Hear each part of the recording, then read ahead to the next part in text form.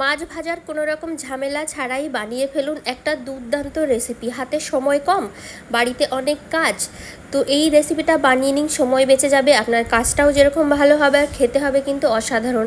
বা অনেক দিন একঘেয়ে খাবার খেয়ে হয়ে গেছেন হাঁপিয়ে, এইটা ট্রাই করুন, অবশ্যই একটা অন্যরকম স্বাদ পাবেন। আর বাড়ির সবাই কিন্তু ভীষণ ভালো বলবে। সবাইকে হৈম হবিজে অনেক অনেক স্বাগত নিয়ে চলে এসেছে আরও একটা নতুন ভিডিও। আজকে একটা দুর্দান্ত স্বাদের মাছের রেসিপি তোমাদের সাথে শেয়ার করব, আশা করি ভীষণ ভালো লাগবে। চলো রেসিপিতে চলে যাই। এখানে আমি সবজি কেটে নিয়েছি, এই দেখো এইভাবে কুচিয়ে নিয়েছি। এখানে আমি নিয়েছি পটল, বেগুন আর আলু, সবগুলোতেই কিন্তু কুচিয়ে নিয়েছি খুব ভালো করে। এর মধ্যে বরবটিও দেওয়া যেতে পারে, যেরকম খুশি, কিন্তু অবশ্যই খুব ভালো করে কুচিয়ে নিতে হবে, যেহেতু এটা কলা পাতায় করা হবে। তো আমি সবজিগুলো ভালো করে কেটে তারপরে এখানে আমি জল ঝরিয়ে রেখেছি। আর এখানে আমি মাছটাকে নুন হলুদ মাখিয়ে রেখে দিয়েছি আগে থেকেই। এবার আমি এখানে দিয়ে দেব পেঁয়াজ আর টমেটো কুচি।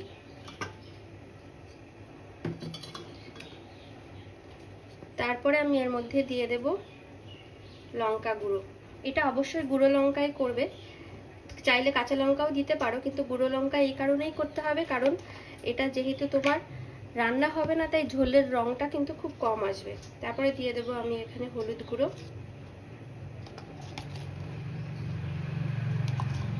জিরে গুঁড়ো, ধনে গুঁড়ো,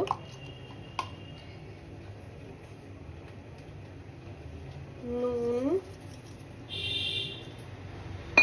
আর দিয়ে দেবো সর্ষের তেল। অবশ্যই কিন্তু এটা সর্ষের তেলে করতে হবে, অবশ্যই সর্ষের তেল।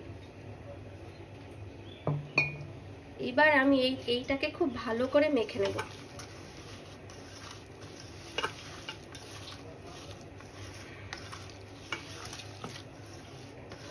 এইভাবে চটকে চটকে খুব ভালোভাবে কিন্তু এটাকে মেখে নিতে হবে। পেঁয়াজ টমেটো ওই মাখাতেই নরম করে নিতে হবে।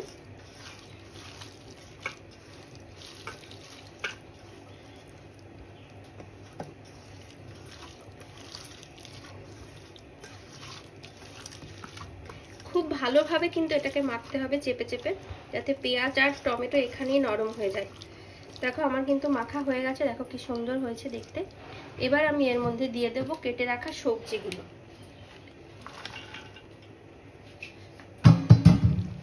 কেটে রাখা সবজিগুলো এবার আমি এর মধ্যে ভালোভাবে মেখে নেব।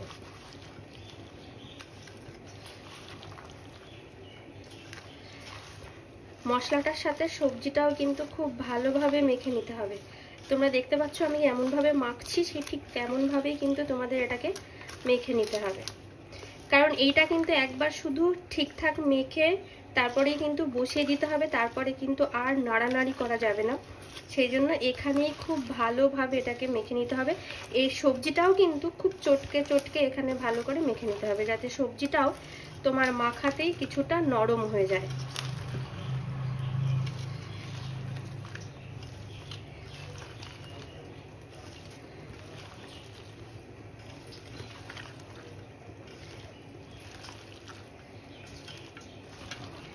তোমরা দেখতে পাচ্ছ আমার মাখাতেই কিন্তু সবজিটা কিছুটা নরম হয়ে গেছে, কিছুটা জলও কিন্তু আমার এই মাখাতেই ছেড়ে দিয়েছে।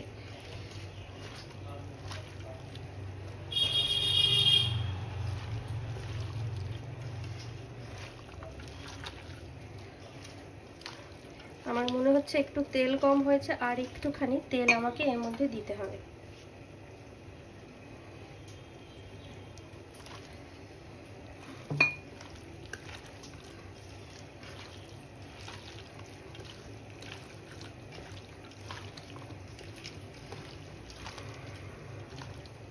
সবজিটা মাখা হয়ে গেছে, এবার আমি দিয়ে দেব এই নুন হলুদ দিয়ে মেখে রাখা মাছগুলো।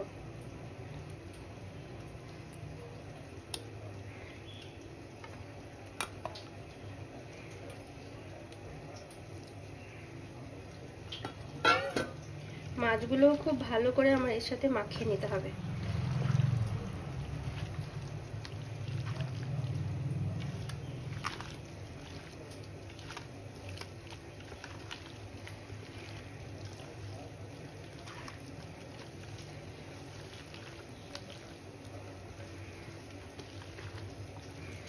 আমার সব কিছু কিন্তু মাখা হয়ে গেছে।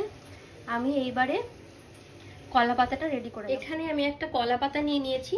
কলা পাতাটা আমি খুব ভালো করে ধুয়ে নেব। কলা পাতাটা দেখতে পাচ্ছ তোমরা, এবার ভালো করে ধুয়ে আমি কলা পাতাটাকে নেব। কলা পাতাটা অবশ্যই খুব ভালো করে ধুতে হবে, কারণ এতে প্রচুর নোংরা থাকে। কলা পাতাটাকে আমি খুব ভালো করে ধুয়ে এখানে নিয়ে নিয়েছি। এবার আমি মেখে রাখা মাছগুলো এর মধ্যে সুন্দর করে সাজিয়ে দেব।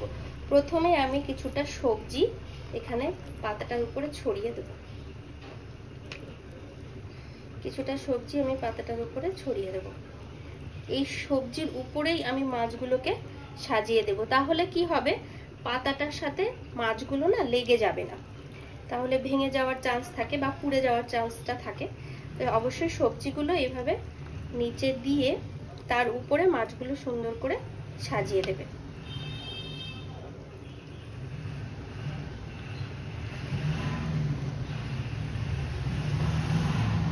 আমি যেভাবে দিচ্ছি তোমরা চেষ্টা করবে ঠিক এইভাবেই দেওয়ার, তাহলে দেখবে ঠিকঠাক হয়ে যাবে।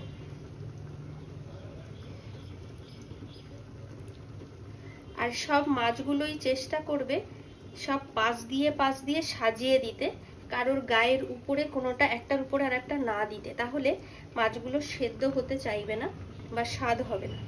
দেখো আমি সব মাছগুলো কি সুন্দর করে সাজিয়ে দিয়েছি। তোমরা ঠিক এরকম ভাবেই কিন্তু সাজাবে।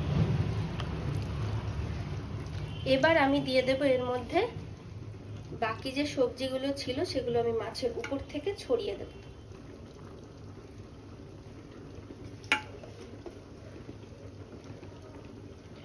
আর অবশ্যই একটা গুরুত্বপূর্ণ কথা যেটা হলো, এই মাছ টোটাল মাখা বা প্রসেসিং এর মধ্যে কিন্তু আমি কোনো জল ব্যবহার করিনি। তোমরাও কিন্তু কোনো জল দিয়ে এটাকে মাখবে না। আর এই যে জলটুকু বেরিয়েছে এটা কিন্তু সবজির জলটাই বেরিয়েছে, সেটাই আমি এর মধ্যে দিয়ে দিলাম। আমার কিন্তু মাছটা ঠিকভাবে সাজানো হয়ে গেছে। এইবার এটাকে আমি কড়াইতে দিয়ে দেব। এবার আমি এরকম একটা কড়াই বসিয়ে মাছটা ওই কড়াইয়ের মধ্যে দিয়ে দেবো।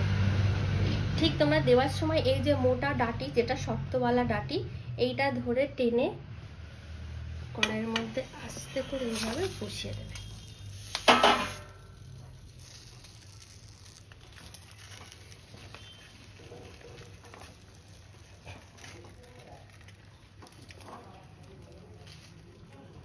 ঠিক এইভাবে কিন্তু তোমরা বসিয়ে দেবে, পাতা যেন না ছিঁড়ে যায়। এবার আমি এটাকে একটু সামান্য জল দেব যাতে সবজিগুলো ভালোভাবে সেদ্ধ হয়। তারপরে এটাকে ঢাকনা চাপা দিয়ে রেখে দেব। আর অবশ্যই গ্যাসের আঁচ অল্প করে রাখতে হবে। এই যে দেখো আমার কিন্তু হয়ে গেছে। আমি কিন্তু সেই একবারে বসিয়ে দিয়েছি, তারপরে কিন্তু আর নাড়াচাড়া করিনি একদমই। এই দেখো একদমই কিন্তু হয়ে গেছে। আর একটু এইটুকুই থাকবে। এইবারে আমি এটাকে নামিয়ে দেবো। দেখতে কিন্তু ভীষণ ভালো হয়েছে, আশা করি কিন্তু খুব ভালো লাগবে। তোমরা অবশ্যই কিন্তু এটাকে ট্রাই করবে বাড়িতে। একবার যদি এরকম খাও তাহলে খুব ভালো লাগবে। না ভেজে, না কোনো ভাজার ঝামেলা নেই, জাস্ট লাগবে, অসাধারণ লাগবে। সত্যি বিশ্বাস করো, তোমরা একবার কিন্তু করো। অবশ্যই লাইক করবে, শেয়ার করবে, কমেন্ট করবে আর সাবস্ক্রাইব করতে কিন্তু একদম ভুলবে না। আর অবশ্যই কিন্তু আমাকে কমেন্ট করে জানাবে তোমাদের এই রেসিপিটা কেমন লাগলো। আশা করি ভীষণ ভালো লাগবে। আমাদের কিন্তু বাড়িতে এই রেসিপিটা সবার খুব পছন্দ করে। এইটা তুমি যে কোনো মাছ দিয়েই বানাতে পারো, ভেটকি মাছ, চিংড়ি মাছ, এটা আমি করেছিলাম রুই মাছ দিয়ে। যে রকমের মাছ দিয়েই হোক এটা বানাতে পারো, তেলাপিয়া মাছ, যা হয় খুব কিন্তু দারুণ হবে। বাচ্চারা সবজি খেতে চাইছে না বা বাড়িতে অনেক সবজি খাওয়া হচ্ছে না, প্রচুর সবজি দিয়ে এটা করতে পারো। আর এটা কিন্তু তুমি মানে লাল শাক, পুঁই শাক সেইগুলো দিয়েও কিন্তু এইভাবে বানাতে পারো। খুব ভালো লাগবে খেতে, বিশ্বাস করো তোমরা। অবশ্যই কিন্তু একবার ট্রাই করো আর আমাকে কিন্তু জানিও কেমন লাগছে। এটা একটা অন্য রকম স্বাদ পাবে তোমরা, একদম অন্য রকম স্বাদ। একঘেয়ে মাছের ঝোল ঝাল খাবার থেকে একদম আলাদা একটা ডিফারেন্ট টাইপের স্বাদ হবে। কখনো বাড়িতে কোনো নেমন্তন্ন আসবে, এটা বানিয়ে দেখো, দেখবে একটা নতুন জিনিস পেলে সবাই ভীষণ খুশি হবে। অবশ্যই কিন্তু তোমরা ট্রাই করো।